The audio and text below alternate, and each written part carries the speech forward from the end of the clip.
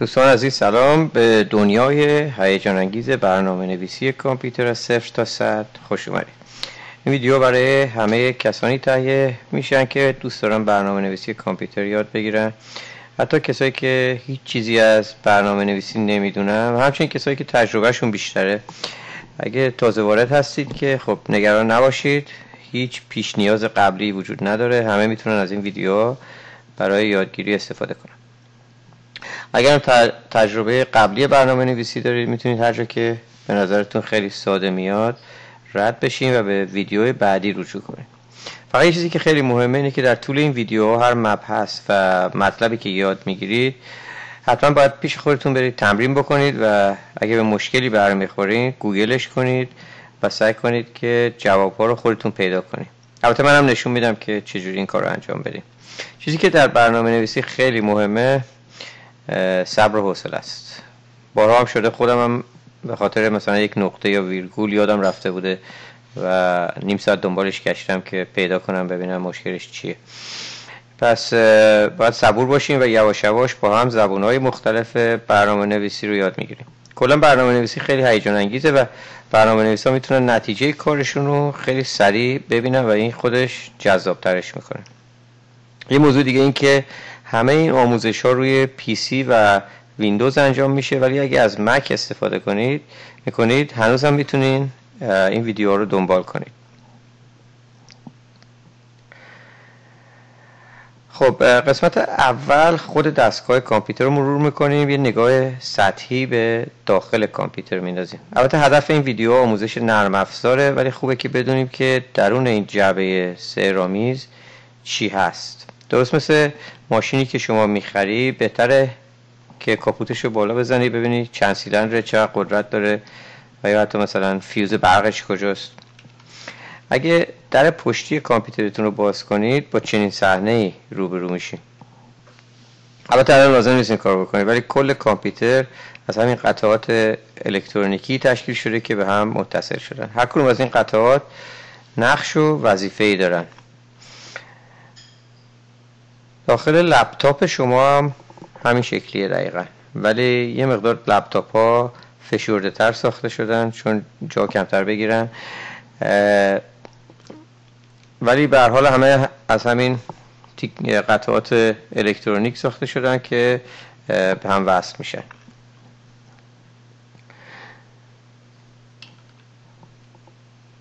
و اینا به تمام اینا میگیم هاردور یا سخت افزار و برنامه‌ای که روی اینا می‌نویسیم بهش میگیم نرم افزار یا سافتور. و حالا اینایی که توی این قطعاتی که توی کامپیوتر هستن کارشون چیه و هر کدوم چه نقشی دارن و به چه درد میخورن. اول از همه یک تخته الکترونیک به اسم مادربرد وجود داره که قطعات دیگه روش نصب میشن و اون زیر اینجا یک تخته بزرگه که این مادربردمونه و میبینیم که قطعات الکترونیکی دیگه روی اون مادربرد نصب شده و یکی از مهمترین چیزهایی که روش نصب شده این CPU Central Processing Unit که در حقیقت مغز متفکر کامپیوتر شماست و فرمانهایی رو که میگیره به اجرا در میاره.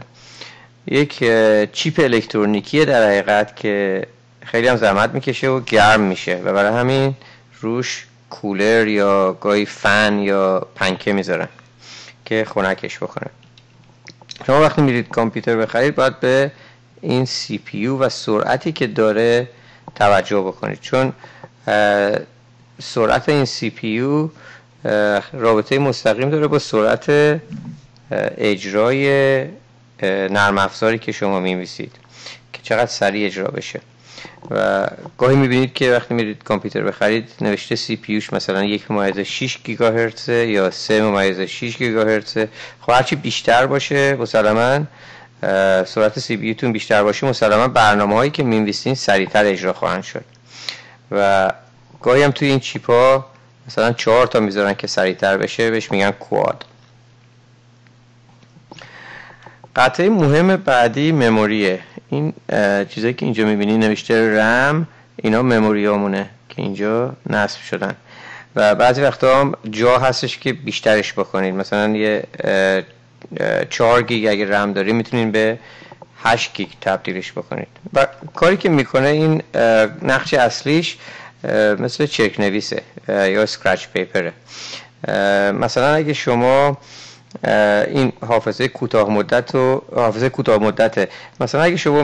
دو تا عدد رو با هم، 3 تا عدد رو با هم جمع بکنید، جواب 2 تا اولی رو میتونید بنویسید توی این رم و بعد برید با عدد سوم جمع بکنید. درست مثل یک چک نویس کار میکنه. ولی چیزی که مهمه اینه که وقتی که کامپیوتر رو خاموش میکنید یا از اون برنامه خارج میشید، مثلا دارید مایکروسافت ورد استفاده میکنید و خارج میشید، همه چیزی که توی این رم هست پاک میشه و دیگه شما به اونا دسترسی ندارید، به اون اعدادی که اینجا نوشته بودید. درست مثل یک چک نویس. ظرفیت این رم در حقیقت رابطه مستقیم داره با سرعت برنامه، اجرای برنامه. مثلا اگه 8 گیگ داشته باشیم خب خیلی بهتر از 4 گیگه. چرا؟ چون چک نویسمون بزرگتره و برنامه‌مون دیگه احتیاج ندارن توی یه جای کوچیک اطلاعات رو حفظ بکنن. خیلی راحت میتونن اطلاعات رو همه جا بنویسن و دریافت بکنن و این روی سرعت تاثیر میذاره. قدیما که حافظه گرون بود، مثلا 8K فقط حافظه وجود داشت تو کامپیوترها، خیلی برنامه‌ها یواشتر اجرا می‌شدن و برنامه نویسا مجبور بودن که توی قسمتی از حافظه بنویسن و بعد پاکش بکنن یه چیز دیگه بنویسن، چون جا کم بود کلا. به هر حال الان برنامه‌ها بزرگتر شدن و رم هم، یعنی همین مموری کوتاه مدت هم، این حافظه ارزونتر شده، بیشتر میذارن. مثلا 4 گیگ هست، 8 گیگ هست، 12 گیگ هست و هرچی بیشتر باشه خب بهتره، سریعتره کامپیوترتون. قطعه بعدی هارد دیسک یا storage of files، جایی که فایلاتون ذخیره میشن. درست مثل یک کشو میمونه که توش فایلاتون رو توی پرونده های مختلف میذارید. اگه این پایین رو نگاه بکنین، هارد درایومون یا هارد دیسکمونه که الان مثلا حدود 1 یا 2 ترابایت جا دارن معمولی، یا هارد دیسک های معمولی. و یه موضوعی که مهمه اینه که این هارد دیسک ها قدیما که هنوز هم هستن، ولی از قطعات مکانیک و مغناطیس استفاده میکردن و خب خیلی وقتا کرش میکردن یا خراب میشدن. الان خیلی بهتر شدن و جدیداً از SSD استفاده میکنن که کامل الکترونیکه و هیچ مووینگ پارت یا قطعی که تکون بخوره توش نداره، همش مثل چیپ میمونه، ولی خب گرونترن الان. و گرافیکس کاردمون که اینجا هستش، گرافیک کارت در حقیقت کارتیه که روی مادربرد وصل میشه و از یه طرف هم به مانیتورتون وصل میشه و نوعای مختلفی از این گرافیک کارت ها وجود داره. گرافیک کارت هایی که اطلاعات رو زودتر پروسه میکنن، از حافظه داخلی زیادی برخوردارن. اینا برای گیم خوبن، برای برنامه هایی که صحنه تون عوض میشه، یعنی زود تغییر میکنه. و این کارهایی که به گرافیک خیلی شدید احتیاج دارن، گرافیک کارت خیلی خوب لازم دارن. اگه گرافیک کارتتون خیلی خوب نباشه، این گیم های مدرن رو که بازی میکنیم میبینیم که صحنه ها گیر میکنن و یا تکون میخورن، برای اینه که گرافیک کارتتون اصلا نمیکشه. ولی خب برای کارهای ما و برنامه نویسی خیلی اهمیت نداره. همین گرافیک کارت‌های معمولی هم که میفروشن خوبه. و در آخر آماده باشید تا هم برنامه نویسی رو یاد بگیریم، برنامه نویسی کنیم. صبور باشید و تحقیقات خودتون رو بکنید، تمرین‌ها رو انجام بدین و یه عالمه سوال بپرسید.